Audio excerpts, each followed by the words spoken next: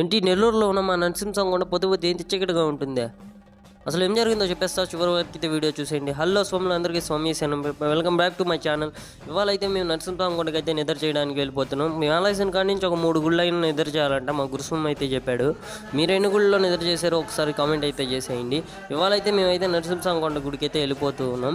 అందులో రేపైతే శనివారం, అందువల్ల చాలా స్పెషల్గా ఉంటుంది, జనం ఎక్కువ ఉంటారు అనుకున్నాం. కానీ ఇక్కడ చూస్తే జనం ఎవరూ లేరు. అంటే ఎక్కువ మంది ఉన్నారని కాదు, తక్కువ మంది ఉన్నారని అర్థం. ఎందుకంటే ఇంతకుముందు వచ్చినంత మంది జనం, కానీ లోపల చూస్తే మాత్రం కొంతమంది అయితే ఉన్నారు. మేము ఇక్కడికి వచ్చేసాం. ఇక్కడైతే వరండాలో అయితే పనుకుంటున్నాం, గుడి ముందునే, మా పక్కనే గుడి అయితే. మా వెనక ఎవరున్నారో తెలిస్తే కామెంట్ అయితే చేసేయండి. మొత్తానికైతే ఇప్పుడు మనం బాస్ దగ్గరే నిద్రపోబోతున్నాము.